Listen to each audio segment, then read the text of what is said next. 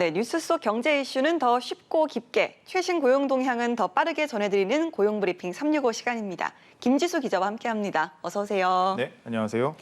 네, 오늘 어떤 이슈가 있을까요? 네, 시청자분들은 언제까지 얼마 모으기 이런 자산 목표가 있으신가요?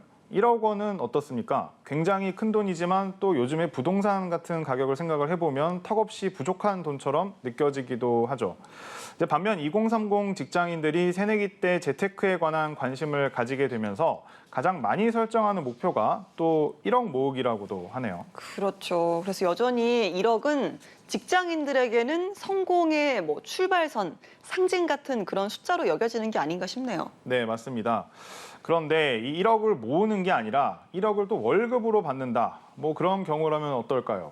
경기 침체 속에서도 대기업을 중심으로 직원의 평균 연봉이 1억 원을 넘는 곳이 대폭 늘어났다고 해서 이슈픽에서 한번 짚어보겠습니다. 야, 누구는 언제까지 막 아껴가지고 1억을 모으는 게 목표인데 누구는 1억을 그냥 한번 1년마다 뚝딱뚝딱 받는 그런 네. 상황입니다.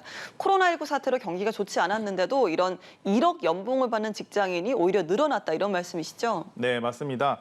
그 평균 연봉 1억 넘는 기업 수는 매년 늘고 있습니다. 한국경제연구원이 매출액 100대 비금융업 상장사 중에서 사업 보고서를 공개한 85개사를 조사한 결과를 보면 직원 평균 연봉이 1억 원을 넘는 기업은 2년 새에 8곳에서 21곳으로 늘었습니다.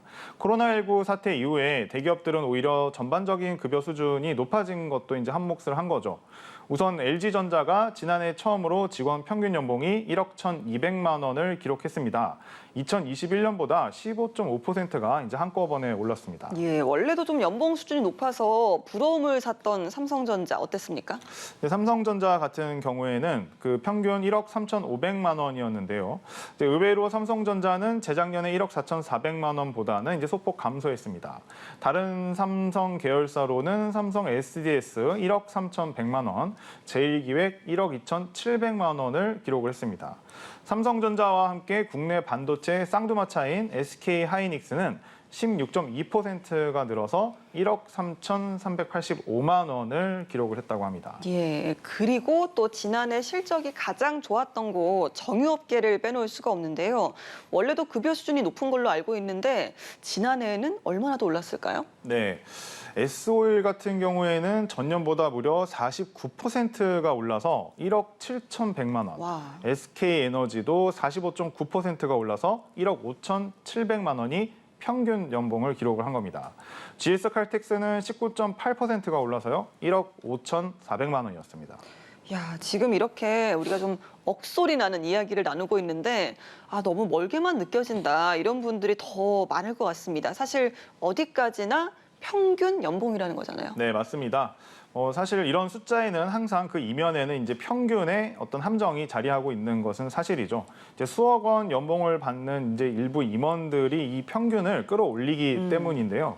보통 회사들이 공시의 직원 급여를 표시할 때는 우리가 흔히 생각하는 일반 직원들뿐만이 아니라 이사회에 참가하지는 않지만 미등기 임원까지 포함을 시키기 때문입니다. 그렇죠. 그렇게 되면 임원이거나 전무, 상무 거의 다 미등기 임원인데 결국은 직원들의 평균 연봉을 높이는 그런 효과를 가져오겠네요. 네, 맞습니다. 그래서 앞에서 말씀을 드렸던 연봉이 이만큼 올랐어요 하고 이야기했던 회사의 직원들도 나는 안 그런데 이렇게 의문을 품으실 수가 있을 겁니다. 하지만 분명한 건 대기업들의 경우 연봉 인상 폭이 꽤 높았다는 것은 사실입니다. 경영자총협회 분석으로는 지난해 300인 이상 사업장의 연봉 인상률 평균이 6.4%를 기록을 했다고 합니다. 그렇군요. 그렇다면 전체 근로자의 평균 연봉은 진짜 얼마나 되는 걸까요? 네, 한국경영자총협회가 내놓은 자료를 보면요. 지난해 상용 근로자 연평균 임금 총액은 4,650만 원으로 2019년보다 10.7% 늘었습니다.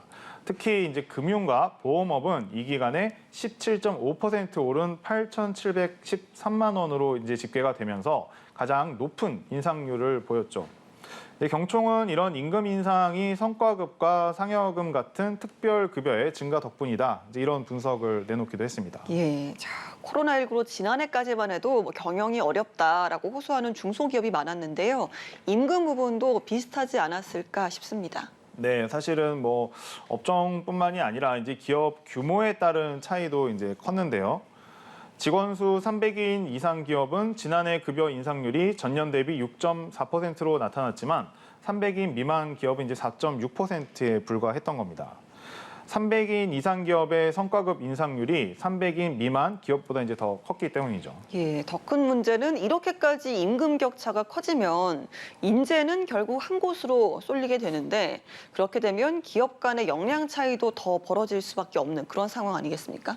네, 맞습니다. 이제 산업 전반적으로 봤을 때 우수 인력이 대기업에 또다시 몰릴 거고 중소기업은 이제 이런 우수 인력을 확보하지 못해서 다시 경쟁력은 더 낮아지게 되는 그런 악순환에 놓일 수밖에 없는 거죠. 예. 그런데 그러면 또다시 중소기업은 성과급을 못 주는 그런 문제가 이제 발생을 하면서 인력의 어떤 쏠림 현상이 좀 지속될 수밖에 없다 이런 평가도 있습니다. 그렇겠네요. 야, 뭐 게다가 또 중요한 건 정작 뭐 지난해 고공행진한 물가를 생각하면 실질 임금은 오히려 줄었다는 거 아니겠습니까? 네, 맞습니다. 이제 월급은 쥐꼬리만큼 올랐는데 물가는 너무 뛰었다. 이런 푸념. 통장을 스쳐만 지나간 월급. 여기저기서 들리죠. 네, 팩트가 맞습니다. 실제로 지난해 물가 상승률을 반영한 근로자 실질 임금은 관련 통계를 작성한 2011년 이래 처음으로 하락을 한 건데요. 지난해 물가 상승률은 이제 외환위기 이후에 최고치인 5.1%를 기록했습니다. 이제 이런 고물가는 대기업보다 이제 중소기업에 당연히 이제 타격이 좀 더 컸고요. 이제 300인 이상 대기업 근로자의 실질 임금이 전년 대비해서 한 0.97%는 그래도 늘어난 반면에 300인 미만 사업장은 실질 임금이 0.65% 줄었던 겁니다. 예, 물가 인상 부담은 똑같지만 대기업 직원들보다 중소기업 임금 상승률이 낮아서 쓸 돈이 더 줄어든 건데요. 문제는 올해도 상황이 만만치 않다 이런 거 아니겠습니까? 네, 맞습니다. 이제 정부가 물론 이제 물가를 잡기 위해서 여러 가지 대책을 내놓고 있기는 한데 지난해 못지않게 계속해서 물가가 좀 오르고 있는 추세이죠. 네. 이제 문제는 그래서 올해에도 이런 실질 임금의 감소세가 꺾이지 않을 수 있다 그런 점입니다. 그렇군요. 알겠습니다. 자, 한 컷 이슈 어떤 소식 준비하셨을까요? 네, 직장에 나가서 열심히 일을 하려고 하는데 갑자기 아이가 아프다고 연락이 온다면 또 아이를 데리러 가야 하는데 퇴근 시간이 갑자기 한참 넘겨서 야근을 해야 한다면 어떻게 해야 할까요? 너무 난감하죠. 그런데 뭐 이런 상황 엄마라면 아빠라면 누구나 한 번은 겪어봤을 것 같은데 이런 상황에서 뭐 마땅히 도움 청할 사람이라든지 그런 곳이 없다면 너무 막막할 것 같습니다. 네, 맞습니다. 상당히 이제 정말 실제로 어려운 부분인데 이런 상황에서 이용할 수 있는 긴급 일시 돌봄 서비스가 서울에서 이제 시범 도입이 됐습니다. 가까운 지역 아동센터에 만 7세에서 12세 아동을 이제 맡길 수가 있게 된 건데요. 사전 예약을 하고 이용하는 게 이제 기본이긴 하지만 급할 경우에는 이제 센터별로 상황에 따라서 당일 신청도 가능하다고 합니다. 평일 주 야간과 토요일에도 이제 이용을 할 수 있고요. 지역 아동센터를 상시 이용하지 않는 미등록 아동도 신청을 할 수 있습니다.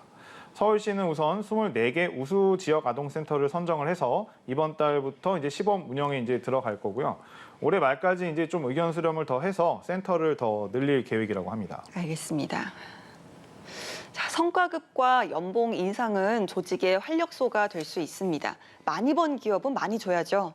앞으로는 실적이 좋아서 성과급도 연봉도 더 올려주는 기업이 많이 늘었으면 좋겠습니다. 오늘도 김지수 기자와 함께했습니다. 고맙습니다. 네, 감사합니다.